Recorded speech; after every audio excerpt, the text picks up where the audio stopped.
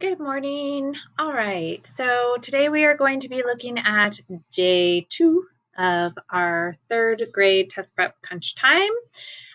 Let's take a look. So the first one is asking you to find the product of 80 and 7.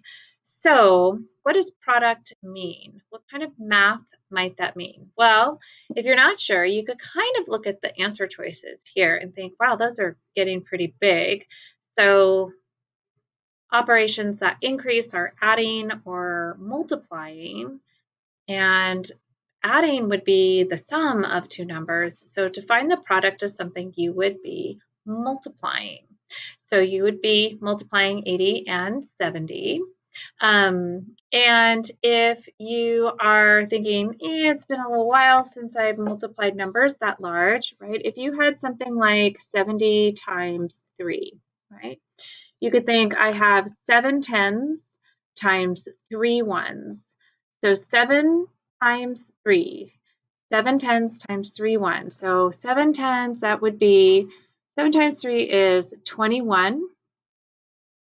And because it's 7 tens, this 21, right, gets shifted over a place value. So we would push it over by adding in that 0 in the ones place. We would be pushing the 1 into the tens and the 2 into the hundreds because it's 7 tens times 3. All right. Now here we have a fraction equivalent to 1/4. So find an equivalent fraction. Remember, we discussed that yesterday. So let's say we had a fraction of 2/3 and we needed to find an equivalent fraction. We can do one of two things. So we can start off with a model, right? And shade 2/3. And then here we could pull those cuts down and double them and create, how many would that be? If I had 3 and I doubled it, that would give me a denominator of 6, right? And I would need to shade the same amount here. So I would compare my figures this way, and I could see it would take 1, 2, 3, 4 to shade those into an equivalent fraction. I could use the algorithm though and think I need to find an equivalent fraction to 2/3.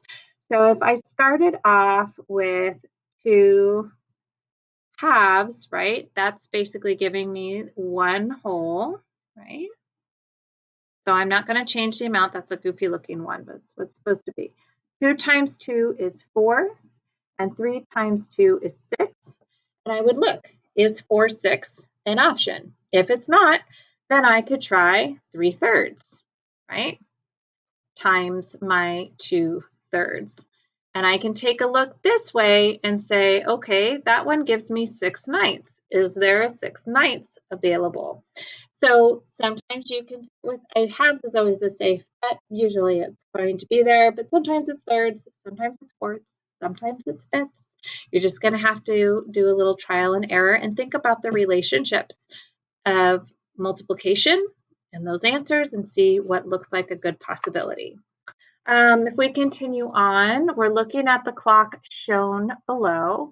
So just as a reminder, the shorthand is your hour, the longhand is your minute, and you're skip counting by fives as you go around for the minutes. Now, the term interior angle. Interior. I bet a lot of you have heard the term an interior decorator, right? This is somebody that decorates the inside of a room or the inside of a house. So an interior angle is an angle on the inside of the shape. So you are looking for angles here. Now, where do angles happen? You might not remember. Well, angles happen where two lines meet and intersect, right? And they create a corner or a vertice. So yesterday we counted up vertices, right, which were the corners. Well, anywhere there's a corner, there's going to be an interior angle created. All right, so you would be looking at the possible angles at each of these corners that happen on the inside of the shape. And then finally, you have this problem that's asking you to figure out which equation would fit it best. So if Camden is sorting out all of his t-shirts in his closet, and he arranges them into 3 piles of 4. 3 piles of 4. 4, 4, 4, right? And 4 piles of 6. 6, 6, 6. You got to think, like, what kind of math is that asking me to do for that set of piles, this set of piles, and then how am I going to put it all together? I think you guys are going to do fantastic on this because we all love parentheses to organize our equations or expressions in this case because there are no answers attached yet. And then you just have to figure it out. So remember, do what's in the parentheses first before you do any of the math on the outside. All right, you guys are going to nail it today. I know it. All right, I'll see you next time. Bye.